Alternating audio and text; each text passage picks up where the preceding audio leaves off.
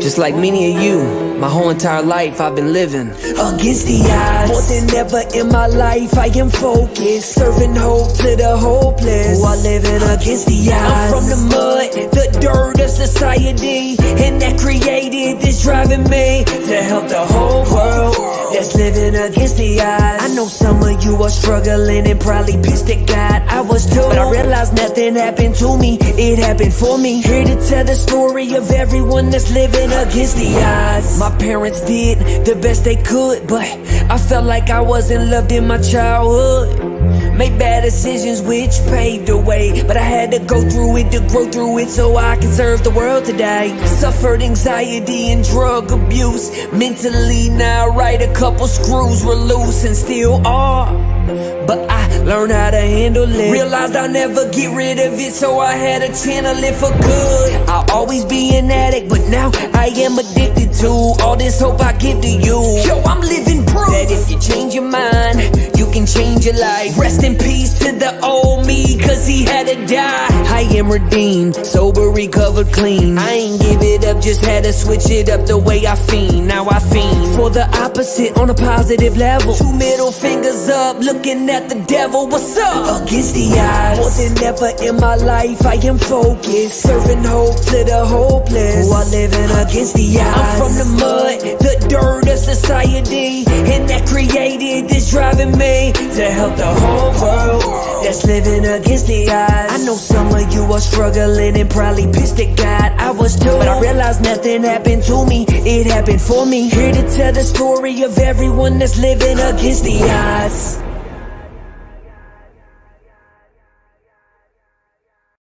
Yo, what up?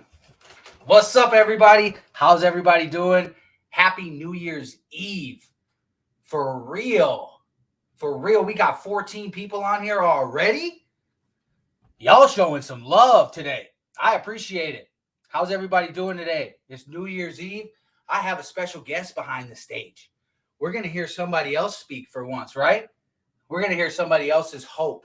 And I actually have a link available for you if you want to come on here on New Year's Eve and share your hope.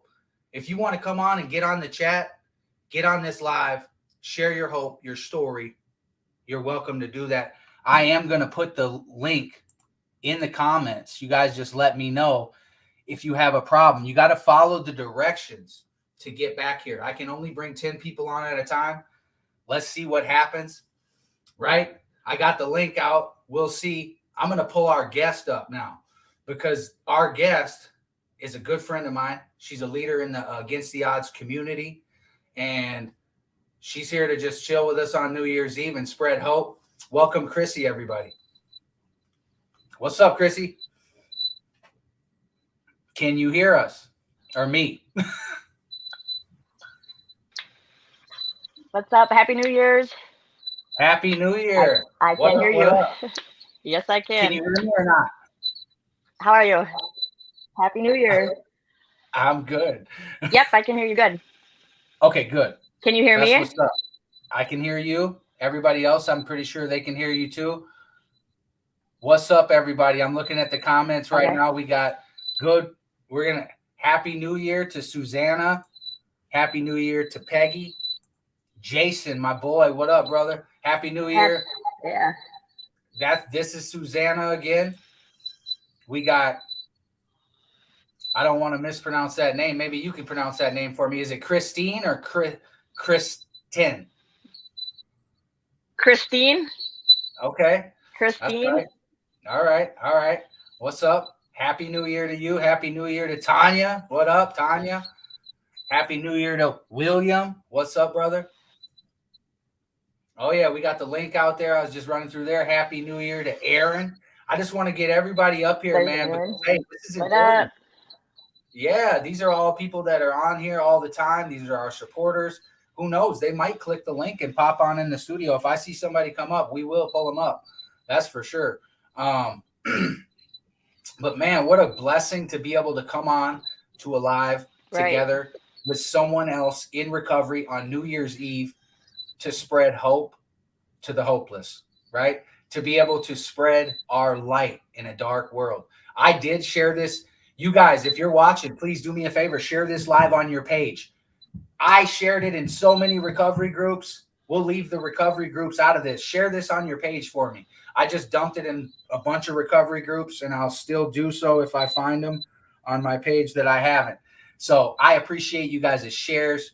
Please do me a favor and help us spread hope to the hopeless tonight on New Year's Eve as we collaborate to bring you guys some stories of hope, inspiration, personal recovery stories, people sharing their heart, their testimony, their love, their missions, right? We don't know what's going to happen tonight. We're just going to let go and let God. I'll be on here for a little bit. We do have Chrissy here, and she's going to be telling us a little bit about her recovery journey. So we're going to get into that in a little bit, but I do want to keep going through the comments. And Melissa, Happy New Year to you.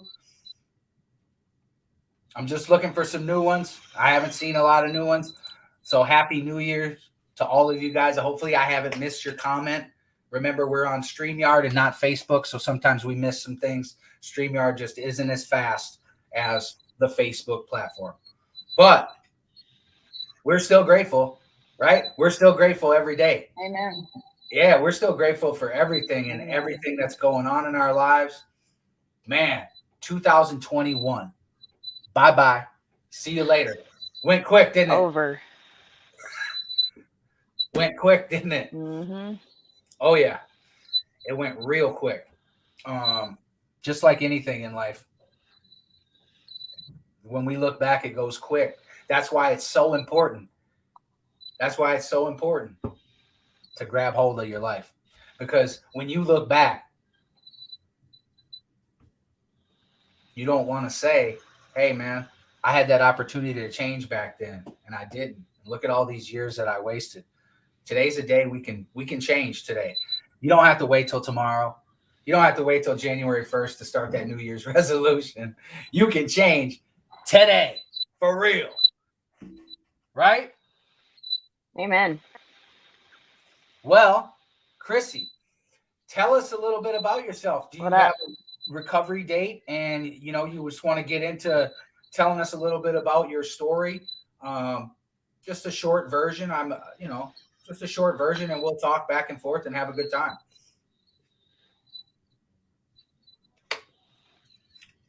All right. Well, my recovery date's 3/5/18. I was born and raised in Mankato. I think I started using when I was 12 or 13, and until I went to prison the first time in 2005. I went to prison for drug trafficking in Missouri. Man, my life sucked. It sucked up until the point I went to prison. Prison was kind of a relief for me. I didn't have to worry about anything. Like, I had a roof over my head, food. Yeah. I didn't have to bounce around from couch to couch. Oh, yeah. I wasn't paranoid. I wasn't worried about who's going to rob me. And I got out, and I did really good for a really long time. At that point in my life, I already had 3 kids that I wasn't in contact with, of course, because when you're drug trafficking, who's got time for kids and family? But I did really good for 9 years. I worked a really good 12-step program. I sponsored a bunch of people. I had a sponsor. I ran a bunch of meetings in Iowa and Missouri. I completed a drug court program down there. I just rocked it until I got complacent. I thought I had it. Big mistake. You don't ever have it. It's an everyday, all day. Stay vigilant, and I just thought I had it. And I let life take over what was important to me. I never really believed in God, and that was probably one of my big downfalls that back then. And then in 2000 I don't even know, I stayed sober, and then I relapsed. I caught my sister. Well, it was a long story, but let's just say I relapsed. Left my kids again, headed back to Minnesota, left my kids in Missouri, started selling drugs again.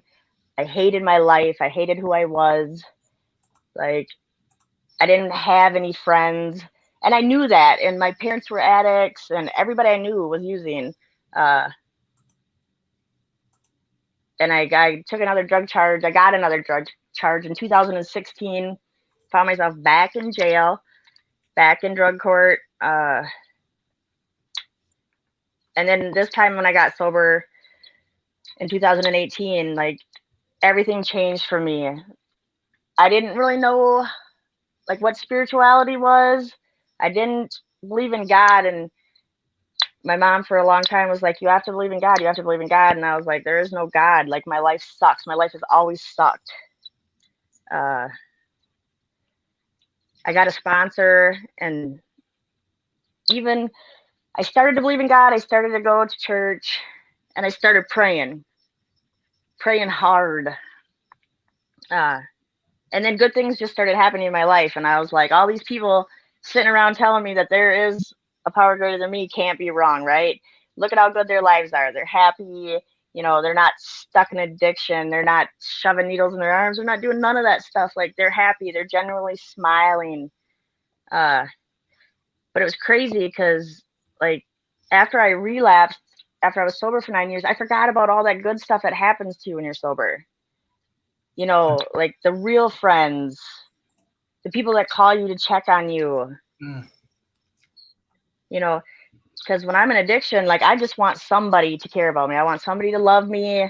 I don't care if it's real or not. I just want to feel like somebody loves me.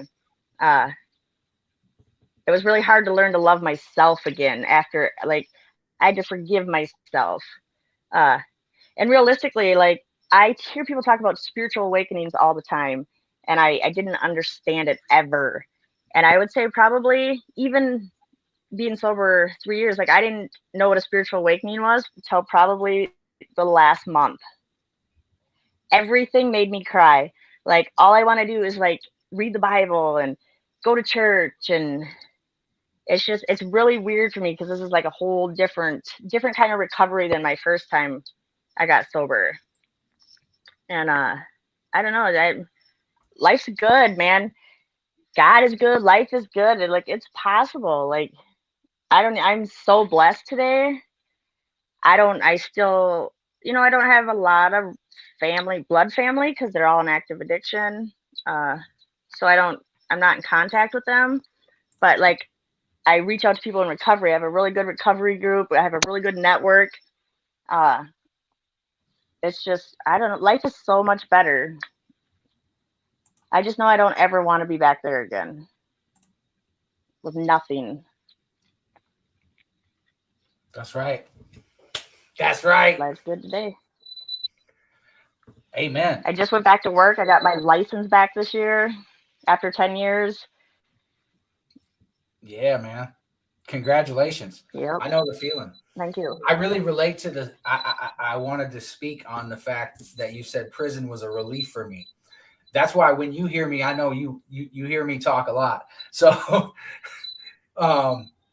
when you hear me say, when I talk about being a coward, when I was a coward, right? I took the easy way out. That's what I'm talking about. Like I took the easy way out. I didn't want to pay my bills. I didn't want to deal with responsibilities. I didn't want to, be a responsible adult. I didn't want to have to deal with any of that stuff. I just wanted to keep getting high. Right. And that's what I kept doing. And then what I would do was end up in prison. And that's where I ended up being happy. Like I'd wake up every day up in there like, damn, I'm happy today. You know, I'm happy. And it was because I wasn't using at that time. But, eventually, me in prison, I went to prison so many times I didn't get, the first time I was scared of it. Then I went back and I'm like, oh, that wasn't shit. Now I'm a tough guy. Oh. Then I went back to the joint, just like the old guys told me I would when I was in there. I'm like, I ain't never coming back. Y'all got me fucked up. For real. I ain't coming back. What would they? The old dudes were like, man, we'll save a spot for you back here. Sure enough, man, I was back in there real quick. Right. Every time. Even when I say that now, like when I say that to people now, when I say prison was good, that's where I wanted to be. It beat spending days and hours trying to get high, sticking needles in my veins, like that was miserable. Like, but I also remember at that same time saying like, I ain't never gonna stop doing dope, dude. This is this is how my whole life's gonna be, even though it's so miserable. I know. That's sad. That's sick. Yeah. Yep. Mm. Definitely. That's some of the things that's how I realized how hopeless I really was. Why, like looking at my thought process, like what the fuck? Like when I was in treatment, I was, doing some work on myself, and I looked at my thought process, and I'm like, wow, I am hopeless for real. Like this is how I think. I need help. Right. Like for real. Like my idea of doing good was parole into Louisiana, where they didn't have a lot of restrictions on me, unlike Minnesota, and getting a plug and coming back up to Minnesota. But what happened was someone brought a message of hope in that prison, and what happened was I started to listen to my heart instead of my head. My head was telling me, go down there and plug up, go down and stay with your dad. You can definitely get the plug down there and make a lot of money up here. And that was legitimately like my plan to parole out of prison. So if that is my plan to parole out of prison, I was like, wow, something just convicted me at that point. And I was like, you know what? I don't know what I'm doing. I don't. I need your help. I need God's help. I need the program's help. I need this facility's help. I needed help. And that was the thing. It's like we have to understand that we need help. Like you learned from your mistake, and you understood that you needed to do something different this time. I did the same thing. Sometimes we end up in some bad spots for our mistakes, but ultimately, as long as we're not in the grave, right, we have another chance. But we're not all guaranteed. Right. We're not all guaranteed. We're not all guaranteed another shot at recovery. That's important. And that's why we're going live tonight. It's New Year's Eve. Right. This is a recovery support page, and we want to be available for people in recovery on New Year's Eve. No, I'm not staying live all night. Share if you haven't. Yep. If you share this live, save a life.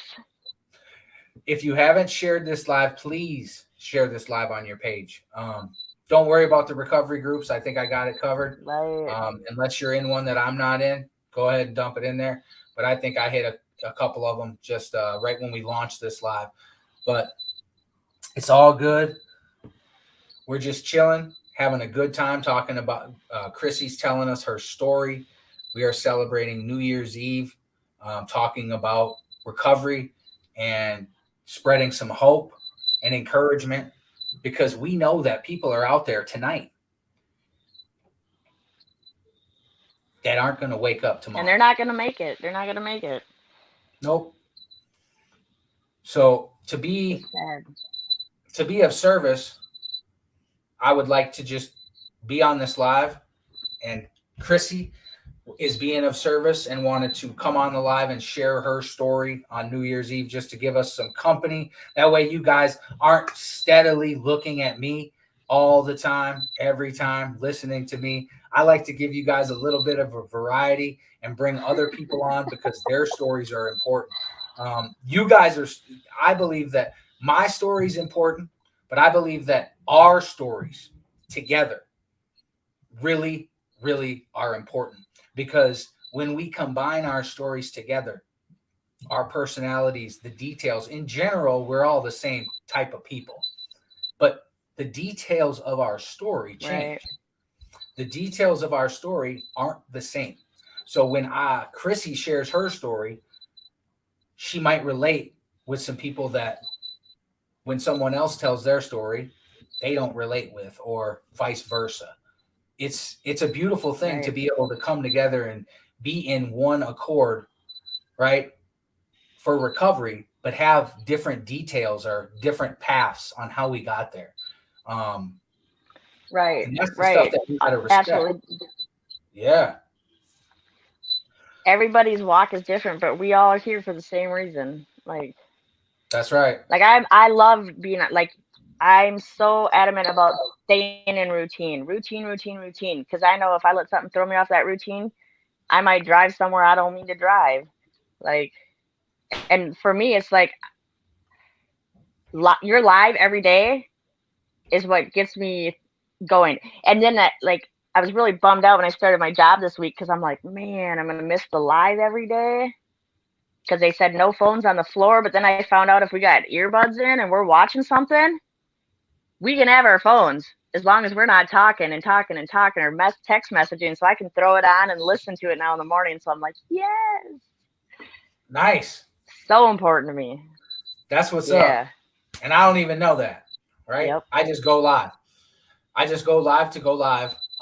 Right. I understand that there are people that rely on. I know people that message me. You're one of them. You're consistently. There's lots of people on this live today. I'm very grateful for all of you. If you are on this live today and you want to come on and share your hope on here with us, man, shoot me a comment. I'm going to throw that link back in the comments because I think it got buried with all you guys' awesome comments. So there's the link again, putting it out on the comments. Click the link. Come on backstage. Come hang out with us on New Year's Eve. Yeah, get on here. Let's have some fun. Let's get a couple people on. We can have more. We can have 10 people on here. We can have 10 people on here. I would advise if you are planning to come on here, clicking the link. Make sure that you have headphones and Wi-Fi. If you don't have headphones, we'll deal with it. But if you have Wi-Fi, that would be great. Just because you need good service to launch a live stream. What's up, Candace? You see her? Happy New Year's Eve. Can you see her comment? Yeah, get on here. Share your hope. Somebody's out there. Somebody wants to come on this live, but they're scared. Somebody out there wants to come on this live, but they're scared. I'm here to tell you, man, it's not that scary. It's actually pretty simple. All you got to do is click the link. We'll get you on here. You can tell your story. You can't even tell you're live, right? Right, Chrissy? Oh, there she goes. We'll pull her back up when she gets better reception. What's up? Oh, she just... Uh-oh. I got to delete. There she is. Can I hear you? I don't know what happened. It it's all good. Bounced me off and put me right back on. Perfect. Like, surprise. Happy New Year. Yes, I'm just glad I'm sober for it. Amen. I know, well, by the grace of God, I'm going to wake up tomorrow in 2020, or I'm going to wake up in 2022. There's Candace. What up, girl? Yep. We are just kicking it here. I'm dropping links. I don't know, man. I dropped the links in the comments. I don't know if they can see it or not. I'm going to check my phone right now. And we'll see if it's even there. Yeah, I can't because I'm on my phone. Man, I was so nervous when I first jumped on here, but now I'm like, it would be really cool if some more people jumped on here. I know you were Share nervous. share this. What's up, everybody? Where you guys at? I'm seeing Chad O'Brien on here. What up, bro? Happy New Year. I'm seeing Marty. What's up, Marty? How are you? Happy New Year. Mrs. McPherson, how are you? Yeah, Happy New Year. John. There was a whole bunch of people this morning wanted to jump on. I know. They said they would, but I'm a little late on my live, too. I know. Where they at? I'm a little late on the live. It's all good. I mean, we ain't perfect. Nope, we sure ain't. Yeah, Bill said he sees it. My guy Bill said, I see it. It is new. He ain't clicking that link. That's Bill. He's bad with technology, he told me. But he might click it. Who knows? You'd be surprised. Send that link to Mike. Where's Mike at? I'm about to tell you. Yeah, I thought Aaron was going to hop on. And oh, it's all good. Where is he? I'm surprised Joe ain't on here. Yeah. What? I see Joe. I see Joe. I seen he was on here, but he knows he know, can always come on with me, he man. knows how to get on the live. That's my guy. He might be busy though. You got to understand, people might be at at events. There's people speaking. There's marathons. Oh, we got one in. We got Family. Joe. You knew Joe was coming. There he is. Look at him. I know he's back there smiling. What up, bro? I was gonna say I can't see, so what up? I can't hear him. Hold on, Joe. Your mic's muted or something. No Unmute sound. your mic.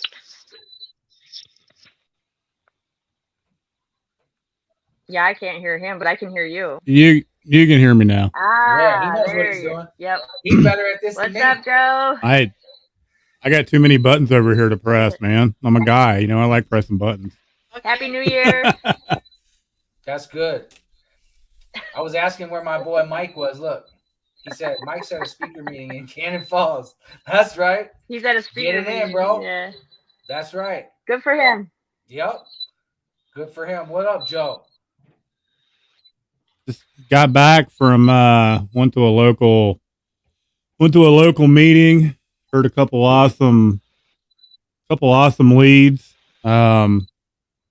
Was a local AA meeting. They're doing a sober event tonight. Talent show, you know, music, just some karaoke, man. It's a sober bar here in Dayton, which is really cool. It's a place called New Hope Church, and they do meetings every day of the week. And you know, they kind of switch it up: AA, NA, open fellowship. It's really cool, man. It's like an open platform place where people can go anytime during the day and just chill and have good, clean, sober fun, man. It's a good place. Yeah, that's what's up. That is what's up. That's awesome. They have a We're place just in kick- Mankato too. They're having a big New Year's thing tonight at the Fifth Ave Al-Anon Club. Nice. Yeah, we're just we're relaxing, listening to a bunch of fireworks. I'm kind of confused whether they're gunshots or fireworks right now, but we're hearing a bunch of it. Where are you at? You in the hood? I mean, It could be both. It could be both. it could definitely, you know, the area that I was just in, when Right. you have sirens and EMS followed after the shots, you usually know what's going on. Yep. Yeah. Yeah. So Yeah. I'm in a little as long as you ain't nicer. involved, you're good. I'm in a little nicer part of the hood, so I think we're safe where we're at. Good. We don't want nobody to get hit by stray bullets on this live. No, that'd be bad. Yeah, that would Be be all real bad. bad. That'd be all bad. Right. Yeah, that wouldn't be cool. Man. But we do know that, Joe, we do know that it is important to stay vigilant and aggressive and do this stuff on a daily basis. Why? Because what happens? We get complacent. Chrissy told us straight up. She's like, I got complacent. I had, was it 8 years? 8 years, got complacent, went back out. You know, 9. 9 years. Yeah. Got complacent, rested on her laurels, then went back out there. You know what I mean? It's a life or death thing. Man, that's hard. That's a whole nother set of resentments. Yeah. Yep. But what's important why. is we live and we learn from those mistakes, man. Because otherwise we wouldn't be here right now. Right. I know I tell people Well, that you- all the time, like, you earned this seat. You secured this seat. Don't leave. You might not come back to it. We got some feedback. You hear it, Joe? Yep. Yeah, it's been going on the entire live stream. I couldn't tell whether it was you or her. It's her. I'm not for sure. I just now heard it. Pull your headphones I out. can't hear it anymore, though. It hasn't been going on the entire one. Yeah, I was gonna text you, but I couldn't I find my can't hear phone. it. I was Yeah. Did you take It's your headphones better off? now. Did you turn your headphones Kinda. off? Look, she froze up. Yeah.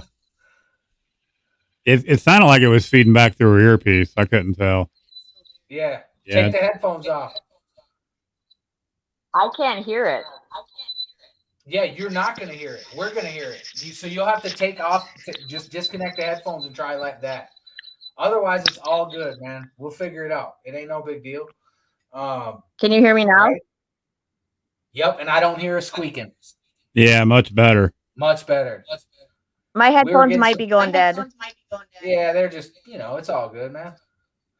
Joe would have hit me up on the text. I probably wouldn't even have seen it anyway. I'm always talking. I'll look at the text after. Oh, thanks, Joe. After it's over. I know it's like that one day I went live, I had no audio at all, and I looked at my phone afterwards and there was like 5 texts from you like, you have no audio. You have no audio. I'm like, it happens. I think it hit back. Much better, much better. William said we got it much better now that we took them out. Good call. Okay. Good call Yeah, I couldn't hear it. Yeah, your audio is actually louder too. Yeah, that's good. I always tell people to put headphones in, but headphones don't always necessarily work best. You know what I mean? They don't. Sometimes you got to pull them out. Sometimes you get feedback. Sometimes it just is what it is. That's the way we do it. We just let go and let God. We rely on a lot of technology, and that just shows us how much we ain't in control, right? I mean, right. Real. Like, seriously, it's all good. Right. I practice that serenity prayer when I go live because I have to, because I'm a perfectionist. I like everything to be right. So when I go live, you should probably read that acceptance prayer. Yeah, man, I read that all the time. Oh, you and I are so much alike. Yep. I write everything down and I'm like changing I'll change things 10 times before I do a live stream. Drives me nuts. I drive myself nuts. I like things to be perfect, but I don't have the time to like literally, like, I'm just like, I'm just going to go live. Like, I'll write a few things down. I'll take some notes, but a lot of the times I'm winging it. I got a guy. I love it when you guys wing it. It's like people we're dig that right now, Joe. Joe, we're winging it for real tonight. Yeah.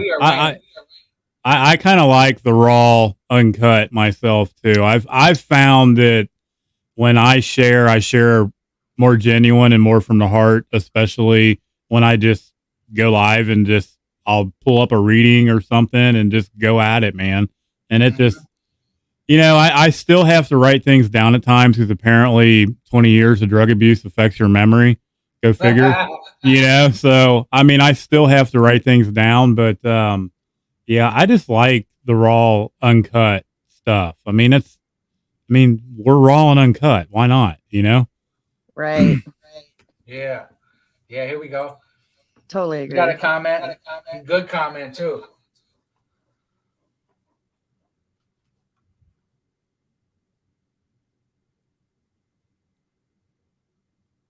Amen. That's right. Yeah. Happy New Year. Happy New Year to you. Thank you for that comment. Bless your heart, sister. Happy New Year. What's up, Sandy White? Sandy White says, "What up, Joe?" What up? What up, Sandy? Man, I follow her everywhere. Yeah. I get a kick at some of Sandy's lives. I follow her and get her lives all the time too. It's awesome. It's just one big happy family. It's nice when we support one another because you just never know, man. That's why we all do. It's just share. That lived experience is a powerful tool. The program, in my opinion, is one of the most powerful tools in my recovery toolbox. Sharing that lived experience, strength, and hope, from where you came from to where you're at right now, whether you're 10 minutes clean or you're 10 years clean, it doesn't matter. People need to hear it, man, because you just never know who's listening out there that's struggling, that needs to hear something that one of us may say. I say that every day. Phil says that every day. It's so important. It really is. Because I was that person. You were that person. Yeah. It's that relatable experience, man. Yep. We know that. That's why I commented when you were just talking about, I'm not going back to the joint. And then what happened? You went back to the joint. I was like, that was me. Been there, done that. I got 2 numbers. You know what I mean? Like it's just when you hear things like that and you kind of laugh at yourself, like, damn, I actually did that. I did the same thing. That's when I started personally feeling welcome in the 12-step program I work, when I started hearing people share. And I was like, wow. I was like, you're telling my story in here. Wait a minute. I might sit down a little bit longer, and then I would leave and then I would come back and I'd hear something else and I would stay just a little bit longer. I kept coming back. Finally it stuck, man. And that seed that was planted time and time and time again, finally got a hold of some water and it started growing, and that's when the miracle started happening right there. That was God working in my life for me personally when that happened. Amen. That's what I love hearing other people's stories. When I first got sober, the very first time when I went to treatment at 14, I'm like, these people ain't like me. They're not going to understand me. They ain't been through what I went through. 30 years later, like, you are my people. Like, I don't know what I would do without you guys. Right. Like, I watch your lives. I watch Phil's lives. I don't even know how I found your live on Phil's live, and I don't even know how I found his live. Someone shared it. I'm sure. I don't know who, but recovery group in your. But more than thank you, likely. whoever shared That's my hope. I hope someone shared it in your recovery group. Right. That's why I said, whoever shared that, thank you. God bless you. Like, I'm in 21 recovery groups. Hopefully that's where I found it. Sandy says, hold on, I'm pulling this one up. Amen. I know I have. I have. I can raise my hand on that one. I definitely have. I was sitting in prison last year at this time. All that. Who else? Yep.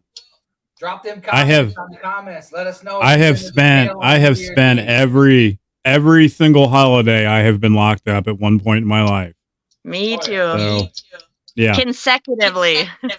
Yeah, exactly. That's right. Who else? Not been in jail here, man, on New Year? Yeah, we got some hands raising. Look, there's Tanya. Tanya said, I've been in jail on New Year's Eve. I said, who else been in jail, man? Let's get some hands up, because we gotta relate with each other. Like, for real, man. I mean, we've been to jail. I mean, these aren't things to laugh and joke about at the time. But when we look back at it, man, it's funny because we changed our lives. But there's people out there that are going in and out of jail that are 45, 50 years old. And they got kids. And I know them. Mm-hmm. You know what I'm saying? We know these people. So it is not funny. But when we look back at our lives, it can be funny, right? It definitely can be funny because we can joke about that stuff because we made it out of that shit. Mm-hmm. Right. But there are people that are still suffering with that. And I just wanted to make that understood because I was laughing a little bit and I don't want to make a joke of anyone going to jail on New Year's Eve. But hey, man, if you've been to jail on New Year's Eve and you're out, raise your hand because amen, man, you out of jail. Amen. Yeah. There's a lot of gratitude. I'm not making a break right now. That's for darn sure. That's right, bro. Lots. Here we go. We got hands up. Hands up. She's in the RV park eating pizza, listening to music, chilling, raising her hand, relating with us. That's what I'm talking about, man. I know I don't ever want to spend another holiday in jail. No, and you don't have to. Right. That's the beauty of it. That's the beauty of it. It is. For real. You know, I was saying earlier that I didn't even believe in God when I first was getting clean, and until 3 years ago. But I do remember sitting in jail, waking up after coming down, like, please, God, if you get me out of this. But I didn't even believe in God. Oh, yeah, you believe in God. That's why you reached out to him. You told yourself you didn't believe in God, but it's fundamental. Right.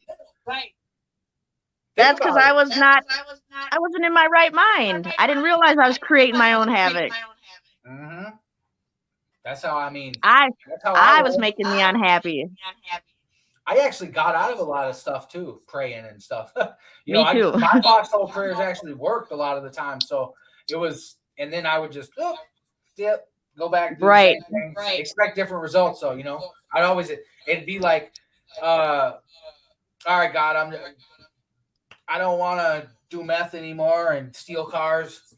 I just want to drink and be a normal alcoholic, or, I just want to be a normal drinker and, be able to party with the rest of everybody. That's, and every time I got out of jail, I did the same thing. I celebrated with a bottle, right? Yep. That's how I got out. And I always went back to jail. This is the first time I've ever got out of an institution, like a prison or a jail, and didn't celebrate with a bottle. You know what I mean? And there's a reason why I didn't. It's because someone brought hope into that prison and gave me that hope, that gave me the courage to change my life. Because ultimately, we need the courage. We need that to face that fear. Because, hey, man, we scared as fuck. All of us. We all want to say we want to act like we ain't scared. We're consumed by fear.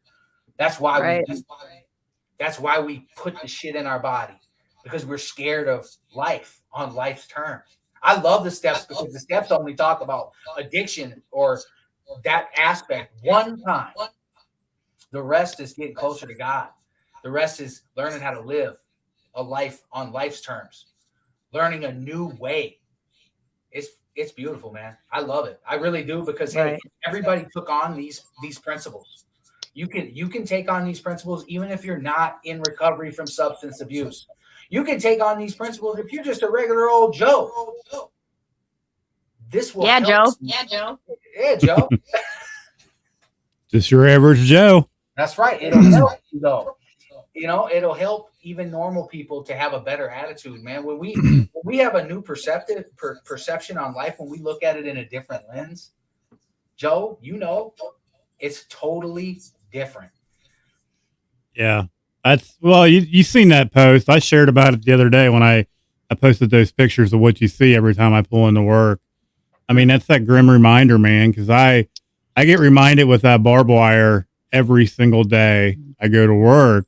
And the gratitude behind of all of it is A, I'm not inside that fence, and B, I'm helping the guys. It's the H&I, somewhat. I'm not necessarily H&I. I'm there working. But, I'm being of service daily. I'm getting to help the guys with my lived experience today. And I mean, who would have ever thought that? I didn't think that I was going to be in the position I'm at today with the ability to give back and to help people with reentry and to help people that are struggling, that are homeless. Like, it's just unbelievable. I mean, it's just unbelievable. I would never place myself where I'm at today if it wasn't for the program that I work and just giving it over to something greater than myself and getting out of my own way. I just had to surrender.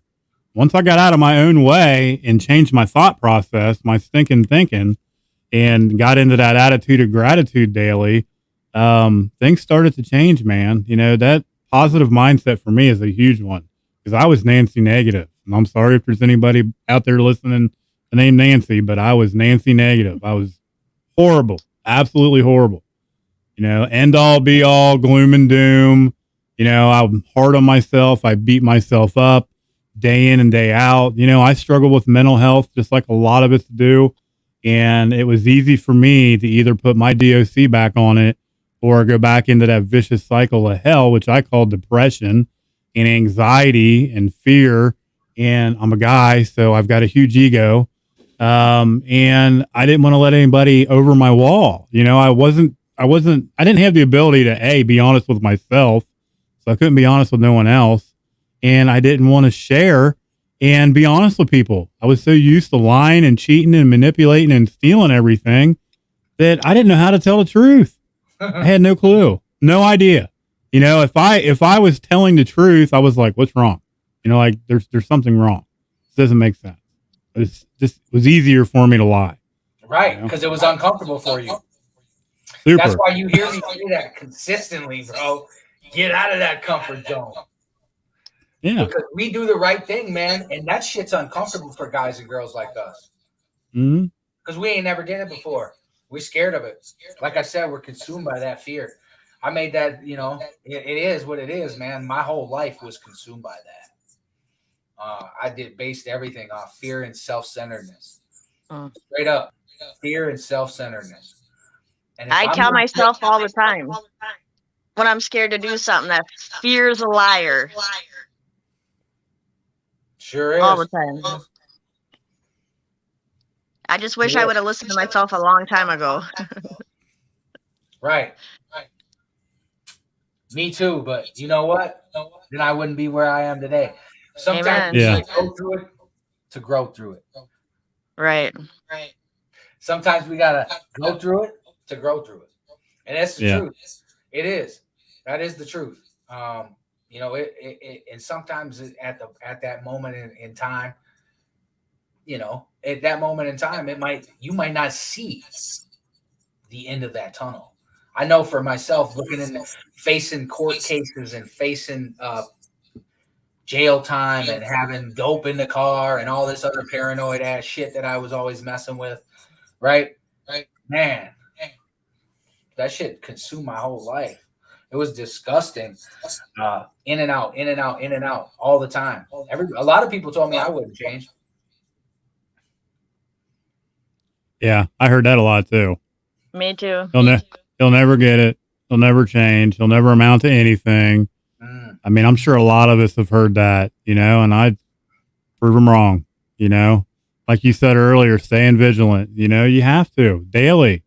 You got to chase this like we chased our drug of choice, day in and day out. This disease does not take a rest, and neither should we. Just because it's my birthday or just because it's New Year's Eve or whatever, you don't rest. You don't take a break. You got to go at it day in and day out and take those opportunities that are presented daily. I'm just grateful that my eyes are open today and I can see them because they were always there. Those opportunities and those blessings were always there, but I was so effed up that I couldn't see them, or I didn't care. Probably a combination of both. I just didn't care. It was just easier to stay high and not care and shut the world out. I became a master isolator, to the point to where people were looking in obituaries for me. And that went on for a long time. I ran from everything, including myself for a long time. Yes, sir. We got Mike. I want to pull up this comment real quick from Bill. It's the truth right here, man. Right? Absolutely. Listen and learn. You don't have to go to jail to get sober like me. You don't have to do 50-something months in prison to get sober. You don't have to go in and out of jail to get sober. You can make that decision today. You can follow it up with some actions. You can reach out to some people that'll help you hold yourself accountable. You got to have the willingness. We want to run. I know for myself, I'd be set up to go to treatment, man. And the day I was supposed to go to treatment, if I was out running and gunning, you weren't finding me.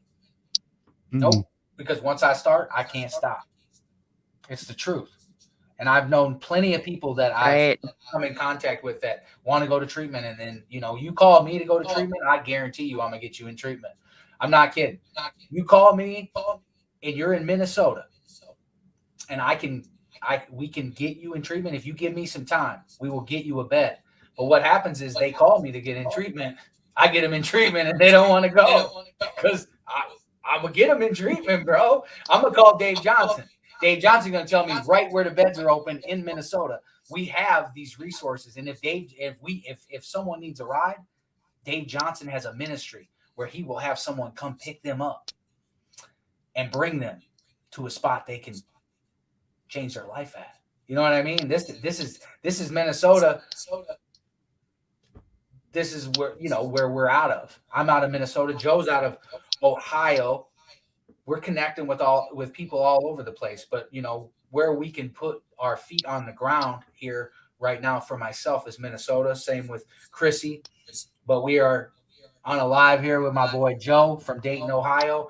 Recovery 101 or Dayton Strong. I always get that messed up, man. Dayton Strong Recovery 101 with Joe S. Make sure you check that out. He didn't put it on his thing, but I'm definitely going to plug it. There is a comment from him on the comments as well. Check out his group and his live as well. Just because, man, here's the deal. The more people you have in your life to influence positivity, how can it hurt you? Like, seriously. Like, Joe's out there putting up positivity. Chrissy's sharing all kinds of stuff all over the place. She's always promoting positivity. We all struggle every day. Every day is a daily reprieve. No one's perfect. We struggle with stuff every day. Every one of us on this live. No one's perfect. None of us. Right. We've all made mistakes in our past. We've all made mistakes in our recovery. But the difference is we don't have to go back and pick up when we make a mistake in our recovery today, because what happens is we've been practicing a couple recovery principles in our lives, and we understand a few things that we didn't understand before. You know what I'm saying? We get that thing, what's called a psychic change from doing the work in recovery. You get this thing, it's called a psychic change, and it changes the way you think about your drug of choice. Your sanity returns. This is the truth. I'm not kidding with you. My sanity has returned. Like, I know that if I go drink, I know where I'm going to end up. It doesn't mean just because my sanity's returned that I'm going to never drink again. If I get complacent, I could go back out. It's that simple. That's why we do this stuff daily, because it is a daily deal.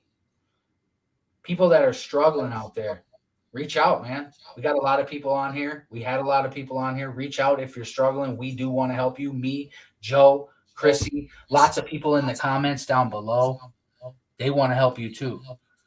If you're struggling, if you need any kind of guidance, if you need some suggestions, bounce some ideas off people. I mean, sometimes just talking about something else with someone, you kind of, I don't know about you, Joe, but you kind of think of the answers on your own when you start to talk with someone else. Yeah, absolutely. Yeah. Absolutely.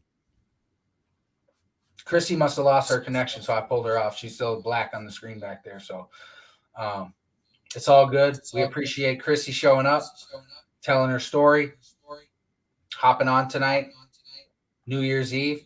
Thank you guys all for tuning in too. Tanya's here. She said, love Dave Johnson, Lost Sheep Ministry. Dave Johnson's a good dude, Joe. I mean, this guy, he's out there on the front lines, and he's helping people like us. And he's been doing it for a long time. He was a chaplain at the Salvation Army. And when I worked there as a residential manager back in 2012, that's where I met him. He was bringing guys, baptizing them in the water. I mean, he baptizing them in Lake Minnetonka or Lake Calhoun, somewhere in Minneapolis. And then he also does the Santa deal for the kids. So he looks like Santa Claus, just like Santa Claus. He's come on live before with me. He looks just like Santa Claus. So he dresses up like Santa, and he brings joy to children as well. You know what I mean? The dude is just a great guy, man. If you ever get a chance, man, get him on your live. I'm telling you, he's a good dude, a blessing. He's on the front lines, and he does have a lot. Like, he started this Lost Sheep Ministries, and he has people that go and pick people up and bring them to treatments. Like, he sends them there, and they pick people up and they help people get help, because you know how it is. You got to jump. You got to get when the getting's good. That's right. When you want to drink, you better go now. Because if you wait till tomorrow, you probably talk yourself out of it. I was kind of laughing under my breath when you were talking about that, because I struggle with that now, because I'm on the other side of the table. So I'm that guy trying to get somebody into treatment. And man, if you don't get on it right then and there, I mean, I know how I was like you. I was just like you. I was gone. I was the running man. I was gone. If you didn't get a hold of me right then and there, forget it. I wasn't going. And it's just so weird being on the other side of the table now. being that person getting them into treatment. You know what I mean? It warms my heart, believe me, daily. But there's also, it's that humbling frustration, man. Like, I see myself every single day I go to work, like the behaviors, that experience. It's humbling, man. There's a lot of gratitude in it. Believe me, there's a lot of gratitude. I ground myself daily, just remembering, how far I've came and, where I came from, never forgetting my roots. It's huge for me, man. It helps me personally. You just using that. I don't look at like going to prison, all the dirt that I did in my past anymore as a negative experience. I've completely changed my mindset, and I use all that as a positive experience today to share and to inspire. Like, I forget who it was that commented. So you don't have to go to prison, to get clean or sober. You don't have to. And that is absolutely correct. That's why I am so passionate, why you're so passionate doing what we do, to let other people know, like, you don't have to go through the hell that we put ourselves through in order to get clean and sober. You just simply don't have to. It's a part of our story. And of course we share and talk about it. And a lot of people relate to it because unfortunately a lot of people have lived through, thank God we've lived through it. But you don't have to. I dead on it when he said that. I wholeheartedly agree with that. Absolutely. Someone else said something right after that. I'm gonna pull that up too.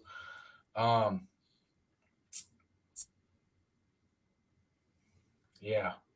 But yeah, I mean, I think the other comment was on the lines of learning from other people's mistakes, not the hard way. So you don't have to learn the hard way. That is pretty much why I do what I do, right? Because and you too. It is the reason why is because we went through all these hardships. We went through all these struggles, all these jails and all these institutions and all this in and out, in and out. You don't have to. We're here to tell you, you don't have to do that. There is a way out. There is a way out. And you don't need to go to jail, and you don't need to go to any of those dark places. We're here to tell you there's a way out. There's hope. There's light at the end of the tunnel. There is life after addiction if you can get into recovery. But that's not guaranteed if you're in active addiction. Know that. You play with your life every chance that you take. For real. Russian roulette. Mm-hmm. Someone said on one of the lives this morning when I was like, hey, man, somebody's going to die tonight. We know this. They said a statistic about, once someone overdoses once every 6 minutes or something. Maybe I'm wrong about that statistic, but that's someone commented something about that. I can share a statistic just that I saw this week alone. I personally experienced 3 overdoses this week alone at work. One was somebody that I was looking for. It had been, I knew that he was struggling and I was going to talk to him. And before I got the chance to even grab him and talk to him, the EMS was there for him. Thank God he made it. And he's receiving the help that he needs now. That's a blessing. But it just shows you how serious it is, man. Because like you said, as we're speaking right now, somebody's going through it. And it's just a proven fact and it sucks. I hate it. And, but it's life. It happens. And, at least like today, we're trying, mistakes are going to continue to happen, even clean, even sober. I make mistakes. I make them all the time. It's just a matter of how I pick myself back up, without picking up my drug of choice, I know not to do that today. I just move on, I do that daily, what I like to call a daily inventory at the end of the day. And I just try not to make that same mistake over and over again, that vicious cycle of insanity. I just try to be a better person daily. Mistakes happen, guys. It's not the end all be all. You don't have to pick up over making a mistake. I give you props for trying. At least you're applying yourself. That was something I struggled with, was application. I couldn't apply myself, you know. I would never put into work because I'm lazy. I didn't want to put into work. What? I got to do step work, or I got to do this, or I got to do that. I got to share. I got to be honest with people. Like, I'm out of here. That was my attitude. Yeah, because we want that instant gratification, man. We want to change, right? We wanted to change, but we didn't want to do the work. I was talking about that earlier. I'd be at meetings every day. I'd be at church. Didn't do shit. Just hung around them. Yeah. Right? Yeah. 5 months. 20. What happened? Yeah. When I experienced life on life's terms. What happened? I Mm-hmm. went back to using. I went back to what I knew best because I didn't practice anything new in my life. All I did was hang around sober people and people that I thought had their stuff together, thinking that their lives would rub off on me. But, you know, I didn't get their jobs. I didn't get their cars. I didn't, you know what I mean? And it's not like that. And that's how distorted we can be. And that's why it's important for guys and gals to speak up and tell people the truth. Like, yeah, it's great that you're sober. It's great that you're in recovery. But to do the work, you will actually recover. And you will be able to go help other people. You will lose the desire. When you do the work, you experience the blessings and the rewards. And it keeps you in this. Right, Joe? When you start getting them results from doing the work, because you lazy. You don't want to do the work. So when you do the work and you get results, then you're like, oh, shit, okay, man, I can do this. Right? Yeah. You get some gratification. You only got to change one thing. Everything. That's it. Took me a long time to realize that, you know. It's not as simple as going through a 28, 30-day, 60-day program and coming out and going, I'm healed. You know, I can go back to the same old BS I was going to before. I can go back to the girlfriend. I can go back to the boyfriend. I can go back to making that money, getting my car back and doing this and that. Man, I don't know how many times I fell down that rabbit hole. I fell down that rabbit hole multiple times. It took me a long time to realize that, man, my thought process is messed up. Like, there is something going on up here that's not right. I had to really take a good hard look at myself and my thought process and just be honest and just share honestly. And once I started sharing honest and letting people know how I truly felt, you know, I started letting people peek over that wall, that big barrier that I had up. That's when I started healing, man. You know, it felt like I'd gotten an elephant lifted off of my shoulders, off my chest, when I started being honest with people and just saying, hey, I'm not okay. You know, it's okay not to be okay. You know, and I had a couple good cries, and I still have multiple good cries when I'm going through it now. And, you know, before I was embarrassed. You know, guys don't cry. There's no crying in baseball. You know, there's no crying in recovery. Guys don't cry. Well, you know what? I do all the time. I enjoy hugs today. I enjoy saying I love you and that you matter and that you're worth it and that I care about you. Like, before, I didn't like hearing that stuff, man. It freaked me out. I love it today. You know, it's just my whole me has changed in recovery. It is. Like you said, it's like you want more of it. Like I go at it daily. You go at it daily. We're both super vigilant. I don't know, man. It just feeds me. It drives me daily. I love doing it. I hear you, brother. We got a comment here. I always use for the connection. Being sober gets lonely as ASF when you no longer have all the people hanging around. This is real. And that's why I wanted to post this comment up, because thanks, Holly.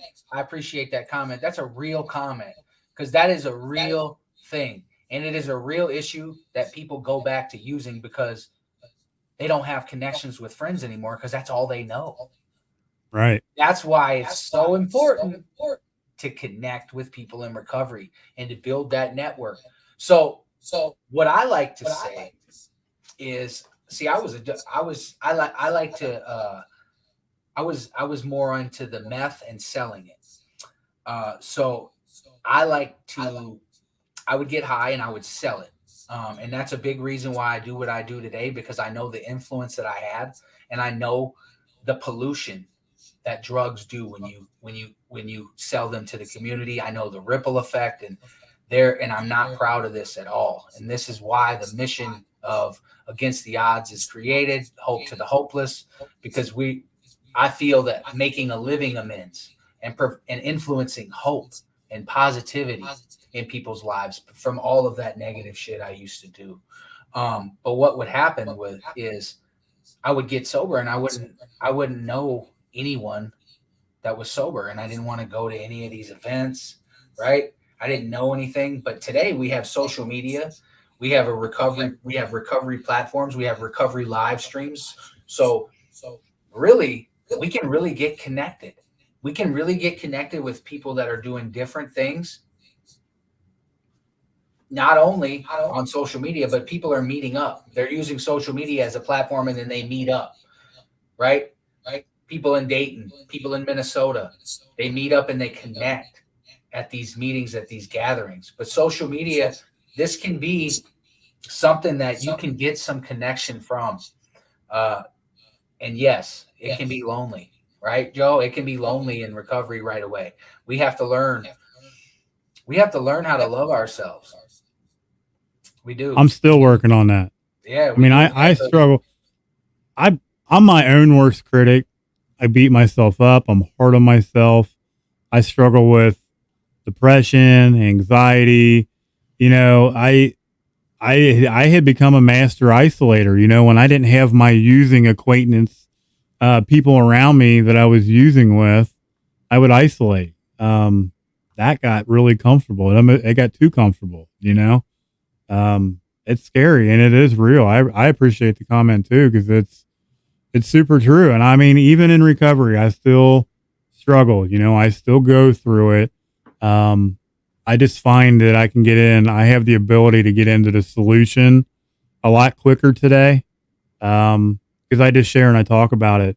If I'm going through it, I have absolutely no problem going live and talking about my feelings. You know, sometimes you got to embrace the suck, you know, feelings suck at times, and you have to embrace them. You have to wrap your arms around them and share and talk about them and just be honest, because almost 10 times out of 10, people are going to relate to what you're going through and understand. And it's that lived experience. That's why I say doing this, whether it's on social media, it's in person, wherever it is, it's so powerful. You know, it's that therapeutic value of one person helping another. It's without parallel. It really, really is. It's super powerful tool, super powerful.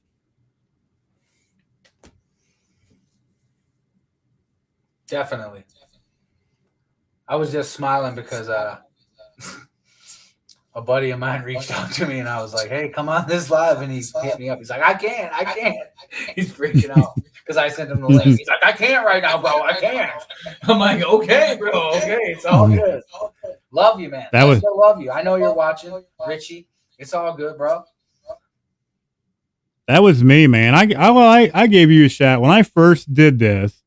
It was because I think when I came on with you the first time, I had been thinking about doing this for a long time, but I never had a big enough set to do it. You know what I mean? And like I had told you inspired me to push forward, in my recovery, you know, just by coming on and hearing you guys. You know, I had heard the first time I ever heard you was with Kenda. When she came on and shared her experience, strength, and hope, an amazing woman in recovery. I love her to death. You know, I met her through the Zoom rooms, you know, sharing in meetings, and we were actually part of a committee together for a long time. So, you know, we don't go way back like that, but I mean, you know, we've known one another for a while. And man, you know, I had known about you and the page since then, but I honestly really wasn't following a whole lot then, up until of late, you know. So like, I thank you again, for pushing me in my recovery. Cause man, it's like you said, there can't be enough people like ourselves that are doing this daily. Like the guys on Hope Shot, I'll give them a shout out. You know what I mean? Like it's the group, He's coming on this live on January 8th. It's awesome, man. He's Saturday night. I'll be running an event with me and him. Will go live, tell his story. We're going to kick off that. So that's Justin McPadden, the founder of Hope Shot, of the good dude. Hope Shot. He's going to be coming on to a live January 8th. I will run an event. I'll have an event on the page. We'll get that going probably this Saturday. That way I have a week to run it, and you guys have a week to respond to it. Yeah, man, there's lots of guys and gals out here spreading their hope, and you can't. It's how can you not get behind it? That's what I don't understand. How can you not get behind someone that's sharing positivity and hope and we know that social media is not a spot where people are like, oh man, I got some hope from social media. No, man, most people are like, man, I don't mess with social media. I don't mess with Facebook. I turned it off. A lot of people are like that. Right. And that's why we spread that hope, because we want to put positivity out there. We want to let people know, hey, there's life change out here. Hey, there is a God. He does love you. There is a plan for your life. You do, and you can change. Like you can change. People can change. That's why we come on here and we talk about our past, because, hey, we don't regret it. We learn from it. We're out here telling you about it so you don't have to go through it. You don't have to go through the same shit I went through. You ain't got to go through the same shit Joe went through. You don't have to go through the same anything that Chrissy went through earlier either. You don't have to go through the pain and the misery that we went through. We're sharing this so you don't have to. And if you already have, well, you don't have to do it again. You can learn from it. You don't, I mean, but the thing is it's easier said than done sometimes, right, Joe? I mean, it's really easy to talk about it, but when it comes to being about it is when you got to really, that's where you got to have that, you got to grow up. You got to put the shoes on and get tough. You got to lace up. Yeah, you got to lace up. You got to do it every day. You got to expose yourself. We're vulnerable when we get up on here and we share. But that's okay. Because vulnerability builds ultimate strength, right? Real men have emotion. Real men are vulnerable. Real men share. I used to think a real man was a tough guy that could whoop somebody's ass, that didn't let nobody disrespect him, that had a bunch of money, that had a bunch of women, that had all kinds of stuff. That's what I thought a real man was. That was my idea of it. I was so far from the truth, man. It wasn't even close. When I finally realized what being a man was all about, I realized how much of a fucking coward I had been my whole damn life. Straight up. Straight I agree. And I don't know about you, but I feel it's a whole lot easier for me to get on here and become vulnerable and practice humility and just share honestly with other people. It is for me today than having to go through that hell of what I was going through before. I would rather share and let you guys know that I'm struggling and that I'm hurting and that I'm going through something than to bury it like I used to. Man, that was just a horrible, horrible experience for me personally. I don't ever want to go back to that. I mean, there's a lot of gratitude. I know sometimes when I go on my stream, I sound like a broken record because I share a lot about staying vigilant. I share a lot about gratitude, but to me, those are super important, having that attitude of gratitude daily and staying vigilant in your recovery daily. It's super important. I mean, you've got to keep your recovery first, or you're not going to maintain recovery. If you don't keep it first, you don't keep yourself first and your recovery first, you're going to lose it. I did it time and time and time again. That's why I sound like a broken record sometimes. And I'm sure I drive people nuts, and that's okay because it's not going to keep me from talking about it because it's that important. So That's just right. keep talking. That's right. This is my guy Richie. He's the one I thought was coming on. I threw his comment up. I appreciate you, Richie. That's why I threw your comment up, brother. I'm proud of you, man. Way to keep going. Way to not give up. I'm gonna tell you a little story about Richie, Joe. Richie is a good friend of mine. We used to use together. I may have done some dirty stuff to Richie, you know, back in those days. You know, I had to make amends to Richie because the Lord put it on my heart. But what it was I didn't plan on making amends to him. I seen him. He was at a treatment center, and I seen him, and I went and visited him and talked to him, and then I picked him up later, and he reminded me of a time when I was a piece of shit. So I felt bad, and I'm like, yo, all right, man, I'm gonna make amends to you. And he was like, no, you don't need to do that. And I'm like, yeah, it's cool, man. I don't. It's perfectly. I'm gonna do it. You don't even got to worry about it. I'm just gonna come down here one day and give it to you. And he's like, all right, whatever. And I did, right? Because why? Because it's important. So when something happens, like when we're in, and this was over 10 years in, you know what I mean? I had already moved through the eighth and ninth step and all that stuff. That stuff comes up, man. That stuff comes up. And when we have to make amends, when something crops up like that, we got to make amends for it. And that's what I did. What happened was Richie fell, and Richie reached out and wanted to go to treatment. And we brought me and some other people from Actually Against the Odds. We got him into a treatment. He ended up leaving. What happened was we still loved Richie. Even though he left that treatment, I still love that brother. I still love that brother.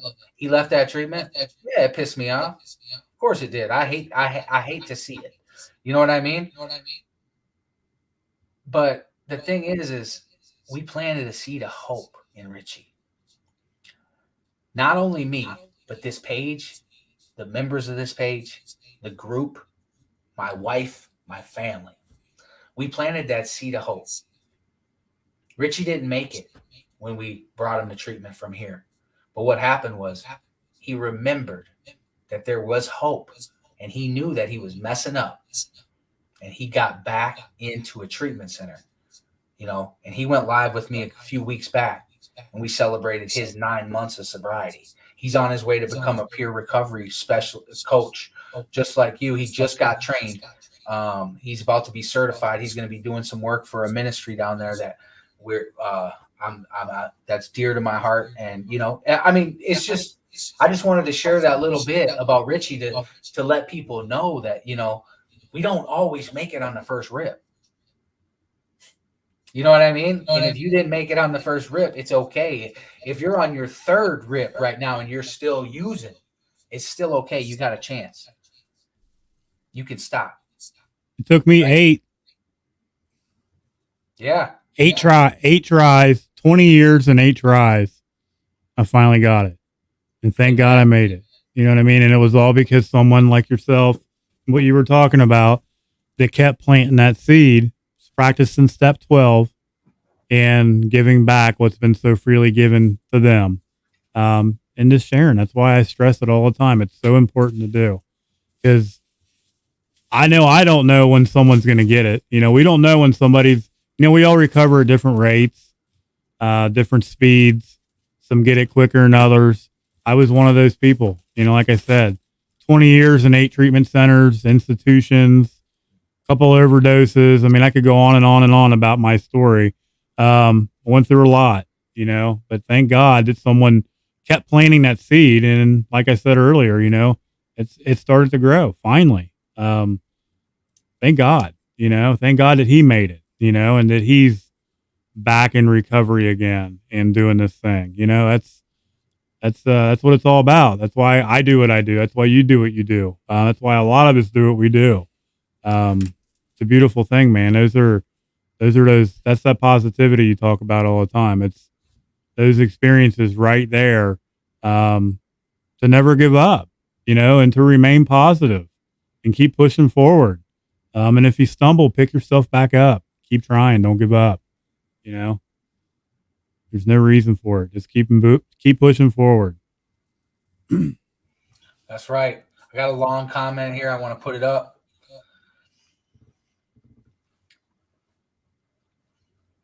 This is a friend of mine who is a relative of someone that is struggling with addiction, or who has struggled with addiction. This is her comment. Truth is so hard when you have been lying to everyone so long.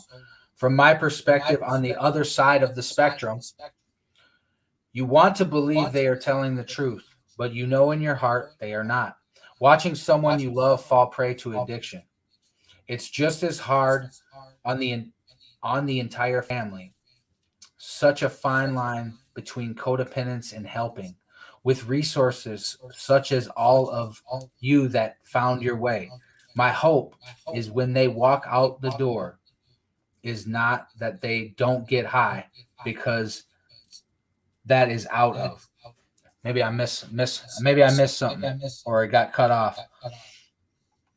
My apologies. But I get what Mrs. McPherson is saying, and the reason why I call her Miss McPherson is because I don't want to slaughter her first name, because she's originally from, I believe, Hawaii, and I do not want to mess that name up. And you know me, I can't pronounce names, but but that's some real stuff, man. That's what these pages do. They don't only reach people that are suffering, they reach their freaking family members. They reach the people who have been praying for them, being worried about them. Those are the things we don't think about when we get high. We don't think about the people we affect. No. We don't. And that's why I share that stuff on this page. That's why I allow parents, I allow just about anyone in Against the Odds group. Yeah. Because the support is needed for the family as well. Mm-hmm. Yeah, my girlfriend's sitting here with me, and she works, she don't mind me saying this, she works in Al-Anon program. She's been out in Al-Anon for 5 years. That's the other side of the spectrum that she was just talking about. And my ears perked up, and Addie's ears perked up when we read that comment. And I thank you for that comment. Because it's true. I can remember my sister, my sister's, an RN, and, I'm her baby brother. So she was always enabling me. And, it took a long time for people, that I was so destructive around, all the family members that I had hurt, stolen from, lied to, broke into their houses, all the dirt that I had done. There was a fine line in that tough love. It's not easy for family members and loved ones,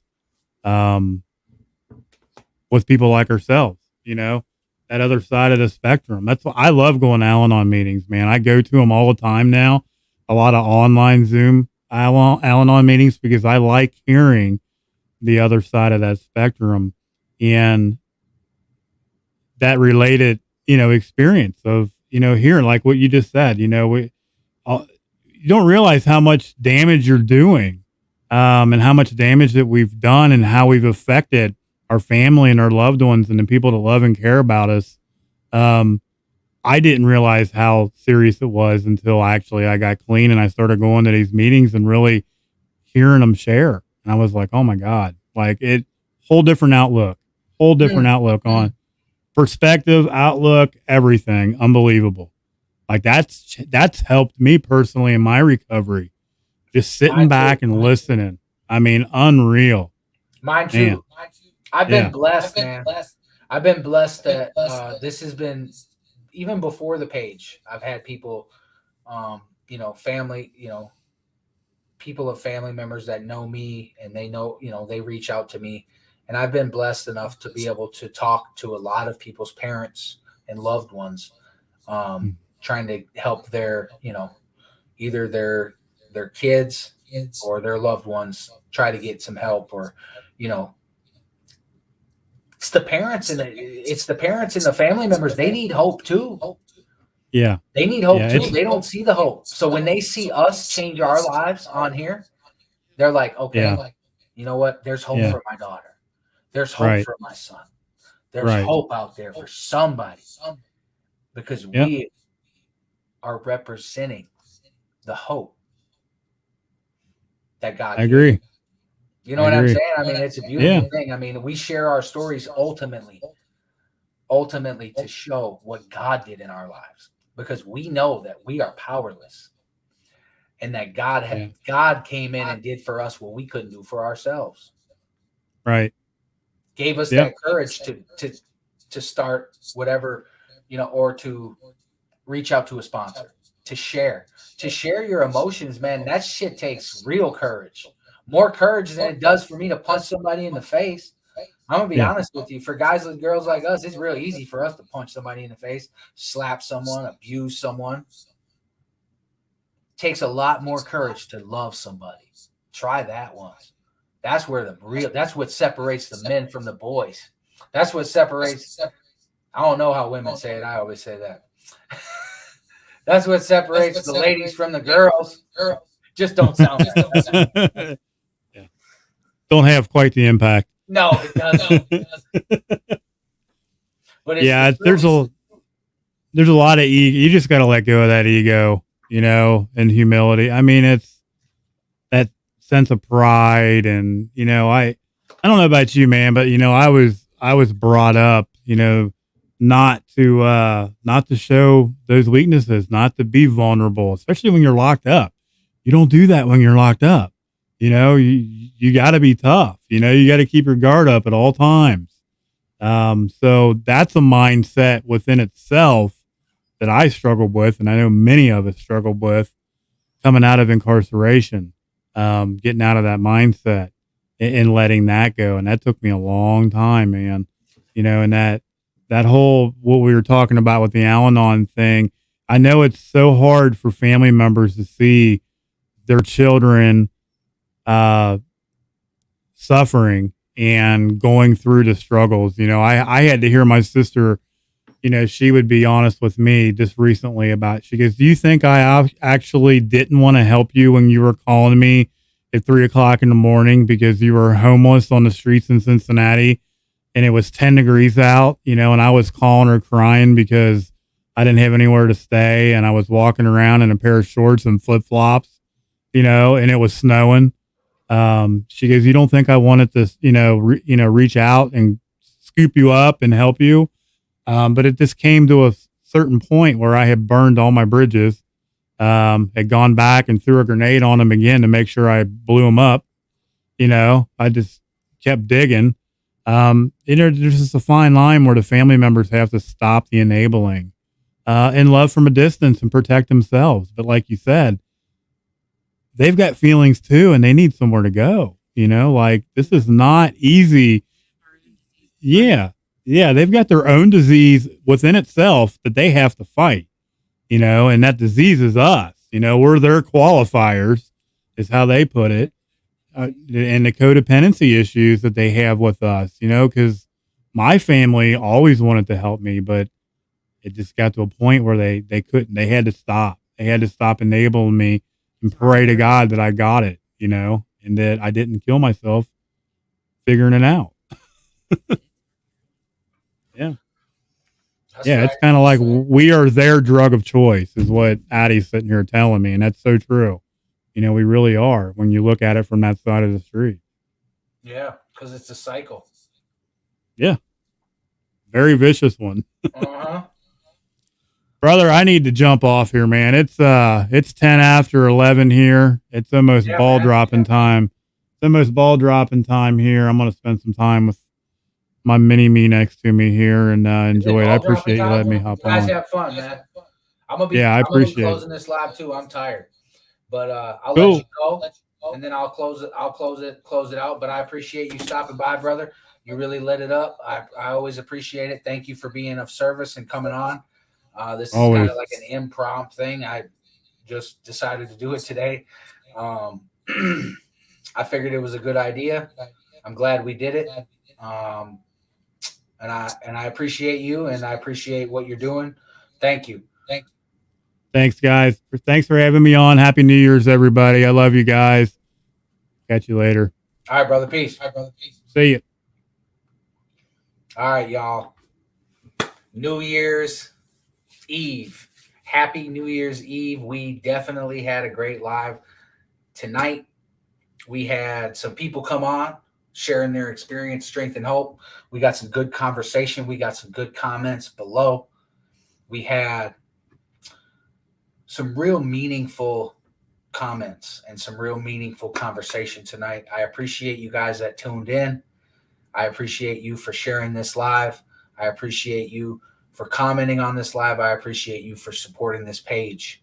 This page is very important to not only people that are suffering from substance abuse disorders, but it's also important for the family members, for their loved ones, because hope can be found on this page with what we do and what we share. We make this page what it is. You guys' testimonies, your stories, your comments, your likes, your shares. This brings us together in this thing. It unifies us on one accord for positivity, for life change, for good stuff, not bad stuff. That's the stuff I used to do. I don't do that stuff anymore. So now I do good stuff, and I do it to the extreme. And I appreciate you guys for helping me do it to the extreme, because we are really reaching some accounts.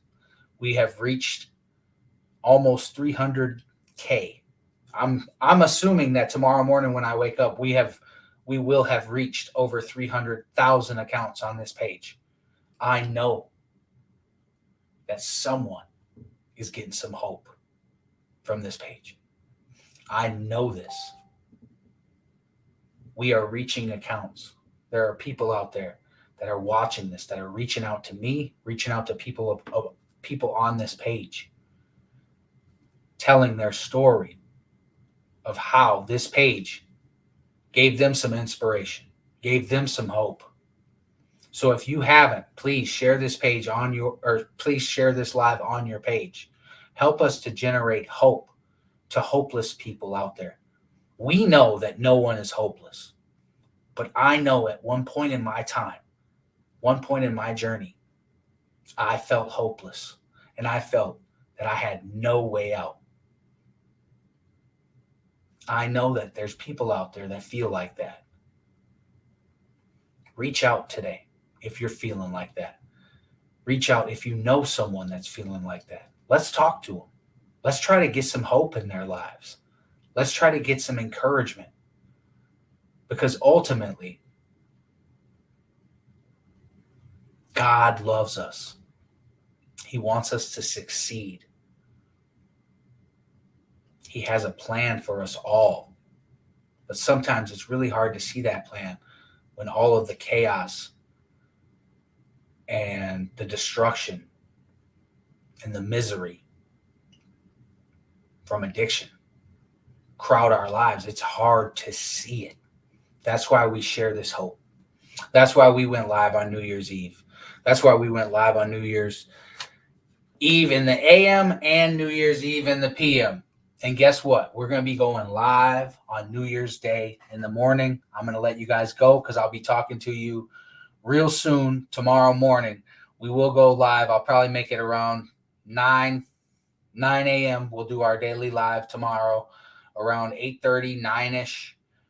Give some people Happy New Year, Rick. Thanks for showing up. Appreciate you, brother. Definitely an exciting night. And I just had a screen pop up. Sorry about that. You didn't see it. But definitely exciting night. We are celebrating New Year's Eve. We are closing out the 2021 season, and we are opening the 2022 season. So we can all be grateful for our year in the past and what's coming up ahead, right? Let's try to continue to make today better than yesterday. I'll see you guys in the morning. Thank you for tuning in. Once again, happy New Year's Eve. You guys Have a great night. Thank you for tuning in. Stay blessed. Stay aggressive in your recovery. Stay aggressive in your pursuit to change your life. Use the same obsession that you had to chase that bag to chase a new life, to do what needs to be done, to get your shit together and get on a road to recovery. You guys have a great day. Peace.